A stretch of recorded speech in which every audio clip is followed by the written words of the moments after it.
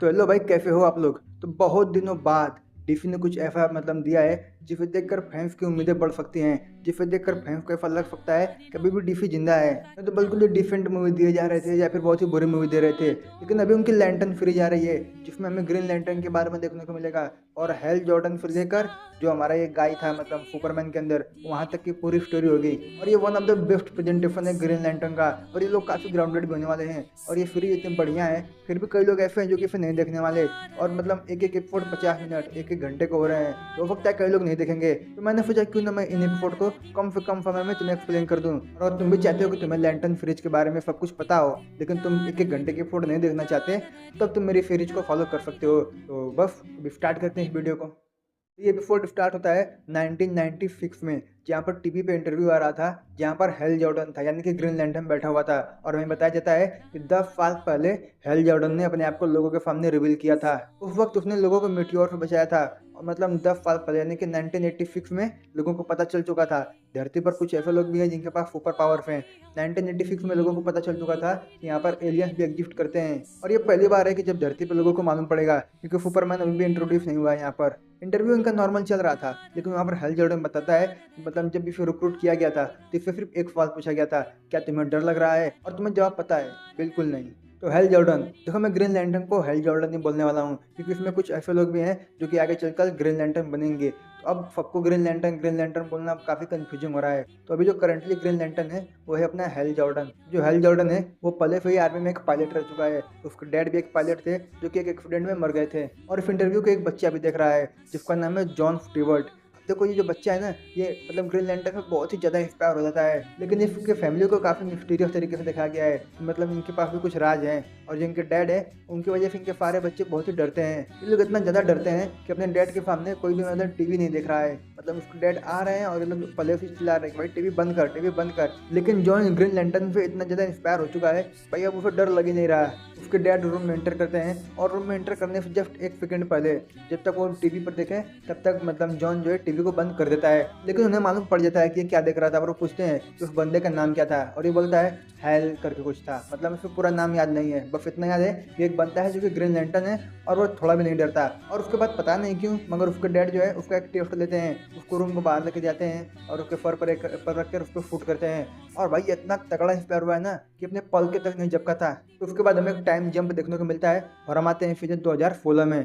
जो John Stewart था, जो बच्चा था, अब वो बड़ा हो चुका है और हमें मालूम पड़ता है कि इसे चुना गया है अगला ग्रीन लैंटर्न बनने के लिए। यानी कि जब हेल जॉर्डन मर जाएगा तो उसके बाद इस फैक्टर की जो रखवाली करेगा वो होगा हेल जॉर्डन। अब तुम सोचोगे फैक्टर क्या है, तो देखो जो ग्रीन लैंटर्न है ना उनको गार्डियंस ने बनाया है। जो गार्डियंस है वो तुम बोल सकते हो कॉस्मिक बीइंग या फिर बहुत ही ऊंचे पद पर हैं। तो कई सारे ग्रीन लैंटर्न है, हजारों में ग्रीन लैंटर्न बनाए गए हैं और उनको यूनिवर्स में फैला दिया गया है और सबको अपना अपना फैक्टर मिला है। जो हमारा हेल जॉर्डन है वो अपने फैक्टर की रखवाली करता है। यहाँ पर हमें इन दोनों का थोड़ा सा बॉन्ड भी देखने को मिलता है, हेल जॉर्डन का और जॉन स्टीवर्ट का। इन दोनों भी ग्रुप 50 वाले स्टेज में है।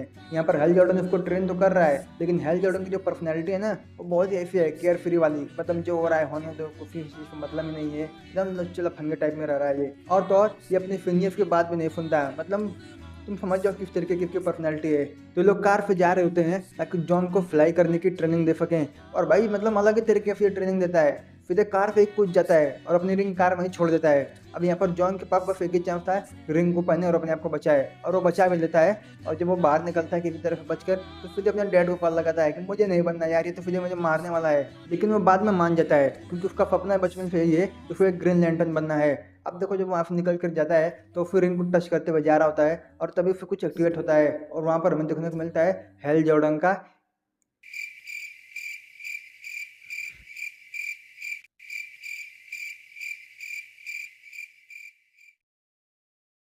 भैया रूम में चूहा है और मेरे सामने वो कूद रहा है।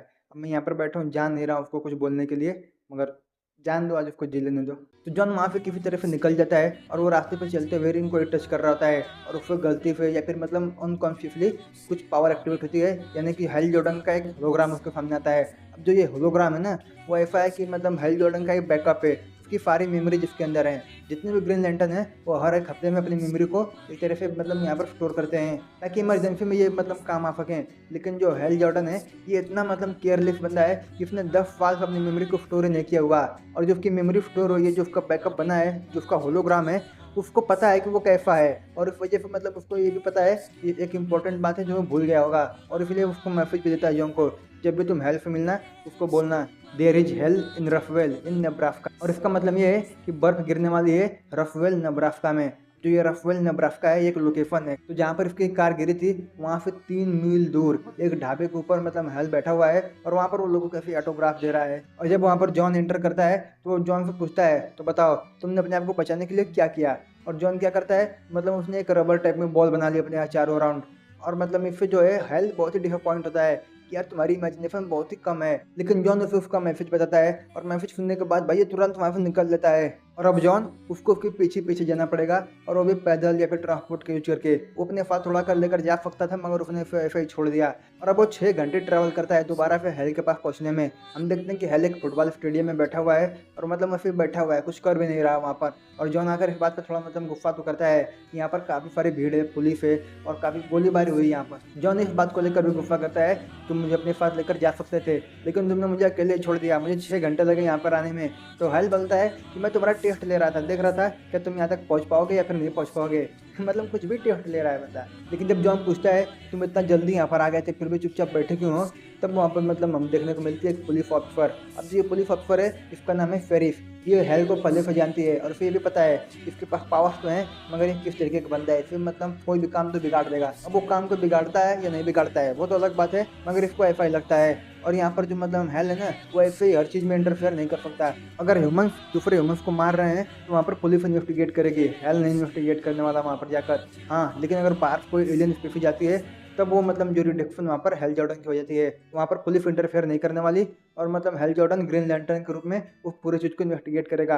अब यहाँ पर हेल बोलता है यहाँ पर जो ये सीन है वो काफ़ी अजीब है, मतलब काफ़ी सारी गोलीबारी चली है, काफ़ी सारे लोग मर गए हैं, लेकिन कोई रोने वाला नहीं है, और ना ही ऐसा लग रहा है कि मतलब कुछ हुआ। यहाँ पर बहुत ही ठंडा माहौल है, और इस वजह से हेल बोलता है कि यहाँ पर एलियंस हैं। अब तुम बोलोगे कि एलियन कहाँ से आ गए, तो इसके बारे में भी हमें आगे मालूम पड़ेगा, देखते रहो बस तुम। फेरिफ ये बात मानती है कि वो लोग यहाँ पर अकेले नहीं है, एलियंस होते हैं, लेकिन इस क्राइम सीन पर कोई भी एलियन नहीं है। और वो हेल को मना करती है कुछ भी हो जाए तुम इसमें इंटरफेयर नहीं करोगे।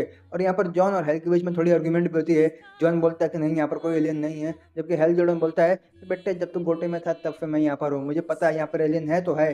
तभी जॉन नोटिस करता है कि जिस टीम ने फायर किया था उसी टीम का एक बंदा है जिसके पास अभी गन है, और उसने अपनी जैकेट को वहीं पर छोड़ दिया है। और वो तुरंत हेल को बोलता भी है, लेकिन हेल बोलता है मैंने ये पहले नोटिस कर लिया था, बस मैं यहाँ पर कुछ कर नहीं रहा हूँ इसलिए क्योंकि फेरिफ मुझे कुछ करने नहीं दे रही।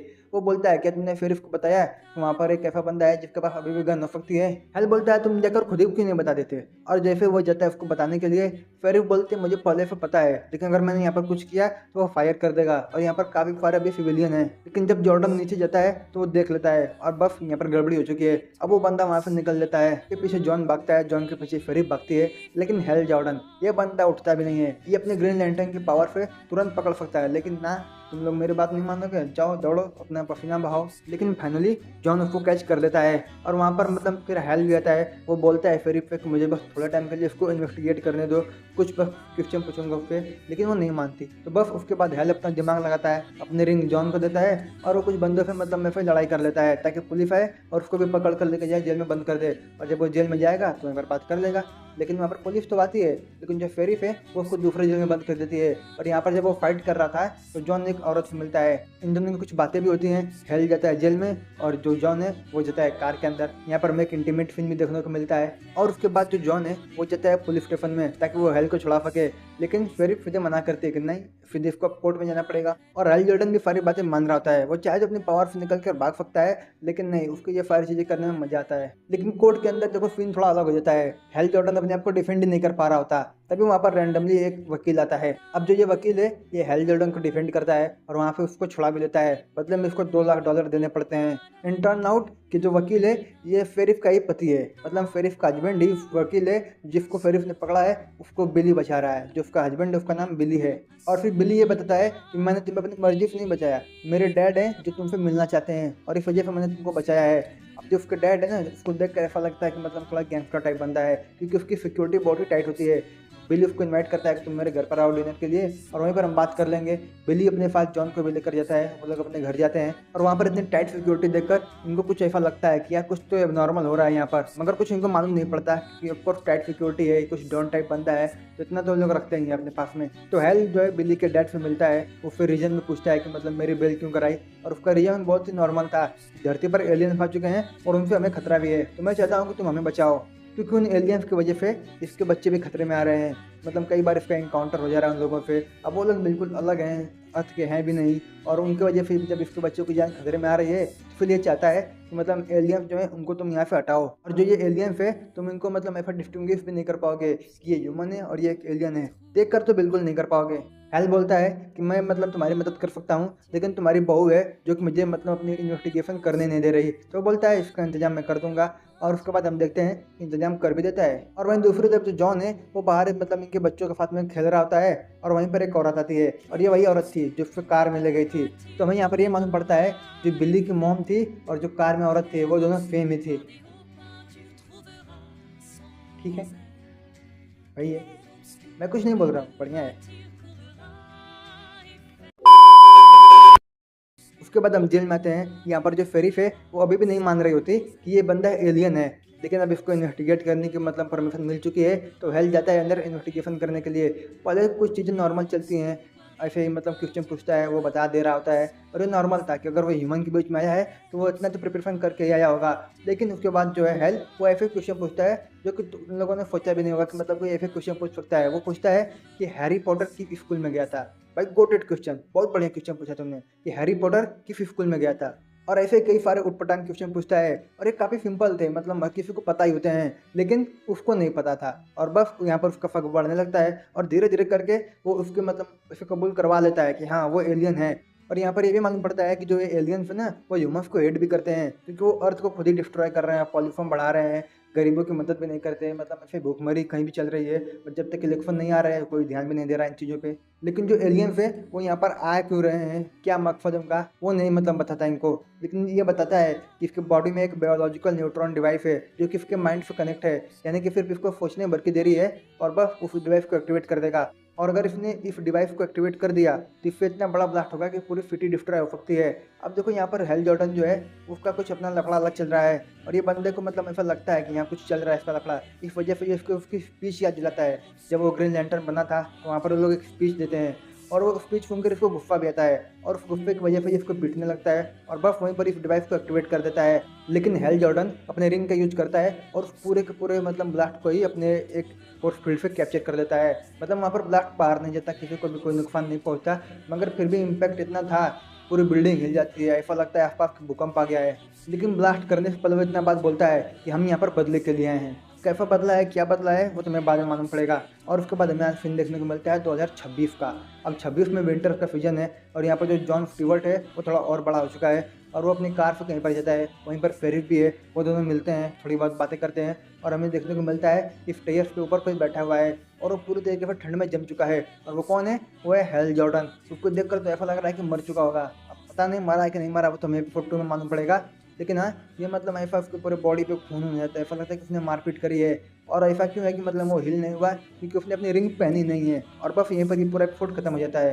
तो अगर तुमको मेरी एक्सप्लेनेशन अच्छी लगी हो, तुम मेरे चैनल को सब्सक्राइब कर सकते हो, और अगले पार्ट के लिए वेडनेसडे को आ सकते हो इस चैनल पे, यहाँ पर तुम्हें फ्रिज का अगला पार्ट देखने को मिलेगा। और एक बात, क्या तुम्हें ऐसा नहीं लग रहा कि यहाँ पर ग्रीन लैंटर्न के अलावा भी जो बाकी लैंटर्न कॉर्प्स हैं उनको भी इंट्रोड्यूस किया जा सकता है, क्योंकि यहाँ पर काफ़ी सारे हिंट दिए जा रहे हैं। और तुम्हें तो पहले से पता ही है कि मूवीज में येलो लैंटर्न को इंट्रोड्यूस किया गया था, और मुझे मतलब ऐसे अंदर से ऐसे गट फीलिंग आ रही है कि यहाँ पर एक या दो लैंटर्न कॉर्प को और इंट्रोड्यूस किया जाएगा। तो क्या बोलते हो, जितने भी लैंटर्न कॉर्प है उनके बारे में एक वीडियो बन जाए कि आखिर वो कौन है, उनकी पावर्स क्या है, किस तरीके से वो ऑपरेट करते हैं। खैर देखेंगे इसके बारे में बाद में। तो चलो मिलते हैं तुमसे अगले वीडियो में, तब तक के लिए बाय बाय।